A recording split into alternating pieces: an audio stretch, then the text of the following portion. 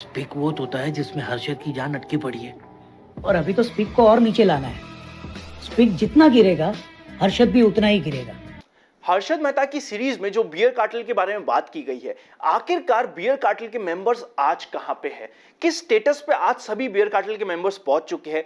कैसे beer cartel के almost हर एक मेंबर ने बदलते टाइम के साथ खुद को बदला, जिसकी वजह से वो भी सभी बियर से बुल में कन्वर्ट हो गए, जिसकी वजह से उन सभी ने अपने लिए वेल्थ क्रिएट करी। जानेंगे इस सभी को आज के इस वीडियो में। उसी के साथ साथ एंडिंग होगी आज के इस वीडियो में बड़ी ही स्पेशल नोट पे, एक ऐसे विजन के साथ जो हर्षद मेहता ने देखा था। आई नो हर्षद मेहता के तरीके गलत होंगे, बट उनका विजन बेहतरीन था। उसके बारे में हम बात करेंगे आज के इस वीडियो में। मेरा नाम है Anant Ladda, CFA CA CFP LLB, open for all Telegram. Invest आज फॉर कल्स के नाम से आपको टेलीग्राम पे मिल जाएगा। 75,000 से ऊपर मेंबर्स पार्ट बन चुके हैं। आपको लगे यूजफुल तो आप भी पार्ट बन सकते हैं। यह है उसका स्क्रीनशॉट। चलिए शुरू करते हैं बड़ा ही इंटरेस्टिंग डिस्कशन।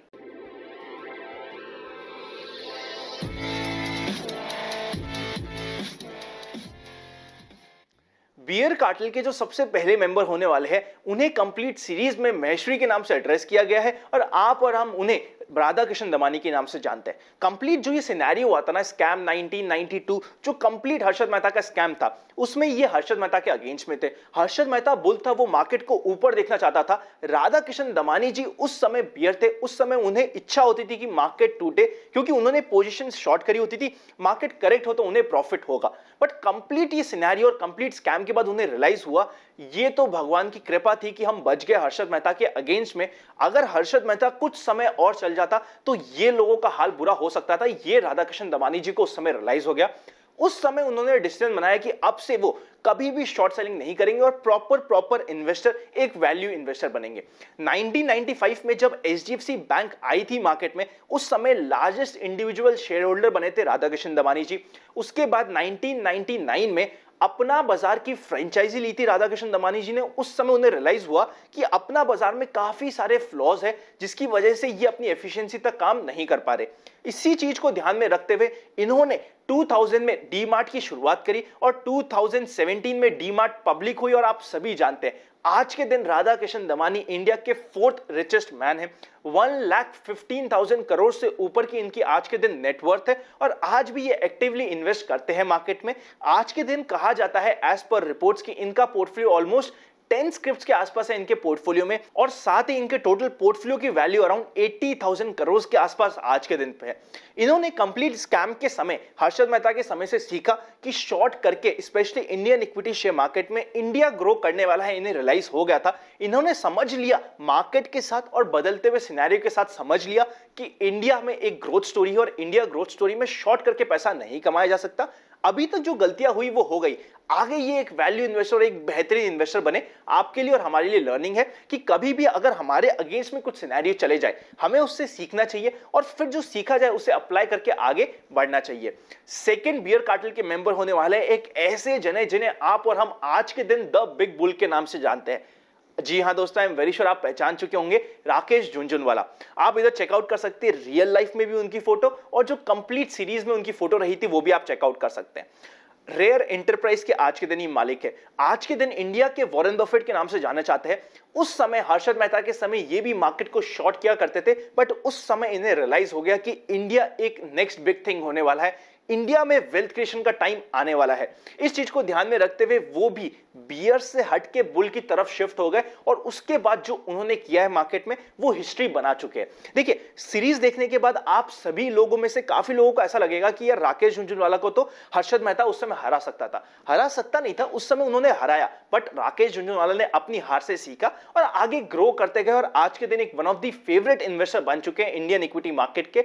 जितने भी नए इन्वेस्टर आते हैं राकेश झुनझुनवाला के प्रिंसिपल से सीखने की कोशिश करते हैं और कोशिश करते हैं कि उनके कुछ ना कुछ रूल सीख के खुद की इन्वेस्टमेंट लाइफ में अप्लाई कर सके। आज के दिन राकेश झुनझुनवाला इंडिया के टॉप 50 रिचेस्ट पर्सन में से एक है और इनकी नेटवर्थ 12,000 करोड़ के ऊपर आज के दिन मानी जाती है। अब चलते हैं थर्ड बियर कार्टेल के मेंबर्स के ऊपर। एक ऐसा मेंबर जो राजा था बियर कार्टेल का, एक ऐसे जने जिन्हें बियर कार्टेल का बादशाह, बेताज बादशाह कहा जाता था, जो ब्लैक कोबरा के नाम से भी जाना जाता था। आई एम वेरी श्योर आप मनु मुंद्रा मतलब कि मन्नू मानिक को पहचान चुके होंगे। आपको जान के बड़ी ही हैरानी होगी, जो कंप्लीट कार्टेल था कार्टेल का नाम था मारवाड़ी बियर कार्टेल, उसके ये राजा थे। उस समय उनका इतना दबदबा था क्योंकि ये अकेले ऐसे जने थे जो खुद का पैसा लगाते थे मार्केट में। उस समय क्या होता था, मेजॉरिटी लोग जो इक्विटी शेयर मार्केट में लगाते थे वो कहीं ना कहीं से उधार लेके, लोन लेके, थोड़ा कैपिटल खुद का मेजॉरिटी लोन का लेके इन्वेस्ट किया करते थे। ये एक ऐसे जने थे जिनका पूरा का पूरा कैपिटल खुद का था, बल्कि ये बाकी दूसरे इन्वेस्टर्स को उधार पे पैसा दिया करते थे। तो आप समझ पा रहे होंगे कि इनकी पावर उस समय कैसी थी। मनु मानिक को एक्चुअल फेलियर स्टार्ट हुआ था जब इन्होंने पंगा लिया धीरूभाई अंबानी से।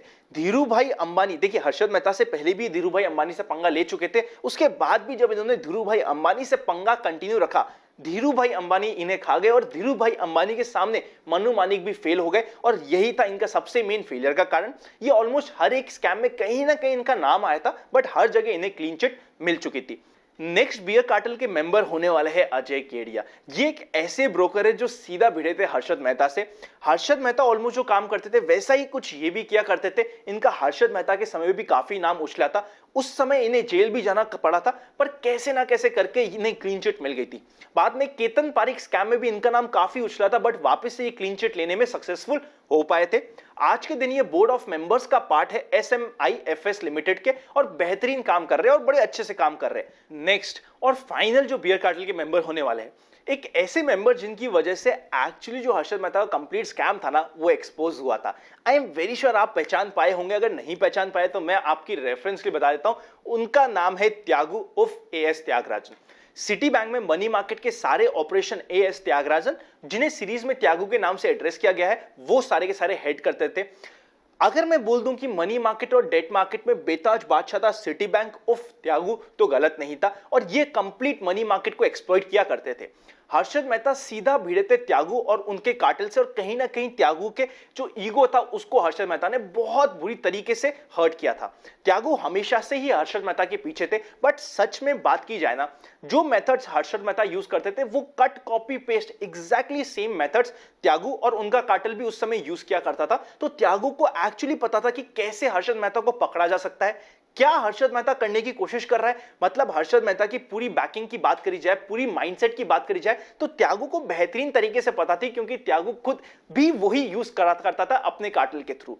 हर्षद मेहता को फंसाने के लिए त्यागू ने मीडिया का और SBI के ऑफिशियल को साथ में मिला के SBI से डेटा निकाल के मीडिया तक पहुंचाया। मीडिया की न्यूज बाहर आई और उन्हें एक बहुत बड़ा हवा बना दिया गया और ऑलमोस्ट हर जगह से हर्षद मेहता को फंसाया गया उस समय। और हर्षद मेहता का जो स्कैम था वो सभी के सामने आया। इन दी एंड बात की जाए तो आज के दिन त्यागू पहले तो सिटी बैंक इंडिया से फॉरेन में शिफ्ट हो गए थे, बट इन्होंने 1995 और 96 में सिटी बैंक की जॉब छोड़ दी थी। आज के दिन ये एक्वेरियस इन्वेस्टमेंट एडवाइजर्स के एक मेंबर है, फाउंडर मेंबर है, और ये एक बेहतरीन एडवाइजरी फर्म है जो आज के दिन काफी अच्छा कर रही है। अब समझने की कोशिश करते हैं आगे की बात। ऑलमोस्ट जितने भी बियर कार्टेल के मेंबर्स थे, या तो वो बुल बन गए या फिर वो सरवाइव ही नहीं कर पाए, क्योंकि इंडिया की सक्सेस स्टोरी बहुत ही बड़ी थी जिसके सामने किसी भी बियर का टिकना शायद उस समय पॉसिबल नहीं था। अब बात की जाए एक ऐसे डायलॉग की, एक ऐसे वर्ड्स की जो हर्षद मेहता ने बोला था। पहले उस डायलॉग को सुनते फिर उसका इन्फ्रेंस निकालने की कोशिश करते हैं। इंडिया पे लगा दो, क्योंकि इंडिया का भाव बढ़ने वाला है। सर, आप स्टॉक मार्केट में जबरदस्त उछाल लेकर आए हैं। आपको क्या लगता है बजट के बाद इससे भी बड़ा धमाका होगा? देखो, मैं सिगरेट नहीं पीता, पर जेब में लाइटर जरूर रखता हूं धमाका करने के लिए। इंडिया पे लगा दो, इंडिया का भाव बढ़ने वाला है। जैसा कि मैं आप सभी को हमेशा बोलता हूं, अगर कहीं स्वर्ग है तो यही है, यही है और सिर्फ यही है। आज के दिन आप और हम सोचते हैं कि कैसे हम दूसरी कंट्रीज में, US में या ऐसी दूसरी डेवलपिंग इकोनॉमीज में इन्वेस्ट करने का प्लान करें जो शायद डेवलप अच्छी हो रही है, कोई अच्छी इकोनॉमी है, कोई अच्छी इन्वेस्टमेंट अपॉर्चुनिटी ढूंढने की कोशिश कर रहे हैं, जबकि आपके और हमारे सामने सबसे बेहतरीन और सबसे बड़ी इन्वेस्टमेंट की अपॉर्चुनिटी इंडिया में है। अब आप समझ रहे होंगे मैं आप सभी को क्या कहने की कोशिश कर रहा हूं। क्या होता है, घर की मुर्गी दाल बराबर होती है। जब हम खुद इंडिया में बैठे हमें लगता है कि इंडिया में क्या हमें कितना रिटर्न बन सकता है, बट हम ये देखना भूल जाते हैं पिछले 20 सालों से 25 सालों से FIIs रेगुलरली इंडिया में इन्वेस्ट करी जा रही, तो कुछ तो पोटेंशियल होगा इंडिया में जिसकी वजह से वो इंडिया में इन्वेस्ट कर रहे हैं। इसीलिए even for my HNI investor मैं हमेशा एक बात बोलता हूं, अगर उन्हें डाइवर्सिफिकेशन के लिए S&P में, नास्डेक में या किसी भी दूसरे इंडेक्स में इन्वेस्ट करना है, ये डाइवर्सिफिकेशन 10% से ज्यादा नहीं होना चाहिए, क्योंकि जो ग्रोथ इंडिया में मिल सकती है वो शायद दूसरी कंट्री में मिलना बहुत डिफिकल्ट होगी। आई होप आज का वीडियो आप सभी को मजा आया होगा, आपको पता चला होगा कैसे जितने भी बियर्स थे वो या तो बुल बन गए। अभी भी मैं ये नहीं कह रहा कि मार्केट में बियर्स नहीं है, मार्केट में बियर्स है, मार्केट में प्रॉफिट बुकिंग नहीं करनी चाहिए, मार्केट में प्रॉफिट बुकिंग करनी चाहिए, but overall Indian equity market में अगर लॉन्ग टर्म वेल्थ क्रिएशन करनी है तो हमें उसे टाइम भी देना पड़ेगा और लॉन्ग टर्म वेल्थ क्रिएशन के प्रोसेस का पार्ट भी बनना पड़ेगा। हर्षद मेहता की बात करी जाए तो हर्षद मेहता का विजन कि इंडिया पे लगा दो, इंडिया बढ़ने वाला है, बेहतरीन विजन था, बट शायद उनके तरीके गलत थे। उनके तरीके के लिए उन्हें ऑलरेडी सजा मिल चुकी है, उनका स्कैम सामने आ गया था, उनकी फैमिली को सब कुछ सफर करना पड़ा था, उन्हें जितना सफर करना था वो कर चुके हैं। बट उनके विजन से, उनके थॉट प्रोसेस से अगर हम कुछ सीख सकते हैं तो हमें सीखने के लिए नहीं सोचना चाहिए। और इवन जो बियर कार्टेल के मेंबर थे उनकी तरफ भी हमें नेगेटिवली नहीं देखना चाहिए। आई पर्सनली बिलीव हमें जिससे भी हो सके पॉजिटिव चीजें लेनी चाहिए, नेगेटिव चीजें तो ना अपने आप आ जाती है। हमें तो कोशिश करनी चाहिए जहां भी मिले, जैसे भी मिले, पॉजिटिविटी लिए और खुद की लाइफ में अप्लाई करो और खुद की लाइफ को सक्सेसफुल बनाए। अगर ये वीडियो अच्छा लगे तो लाइक करें, मेरा मत जाइएगा। चैनल को सब्सक्राइब, बेल आइकन क्लिक नहीं किया तो कोई इंपॉर्टेंट वीडियो मिस हो जाएगा। उसी के साथ साथ आप चाहते हैं प्राइवेट चैनल का पार्ट बनना तो डिस्क्रिप्शन में डीमैट अकाउंट ओपनिंग लिंक और प्राइवेट चैनल पर जुड़ने का प्रोसेस और ज्वाइन बटन भी आप चाहे तो कंसिडर कर सकते हैं। हैप्पी इन्वेस्टिंग दोस्तों के साथ शेयर करना मत भूलिएगा। सी यू वेरी सून।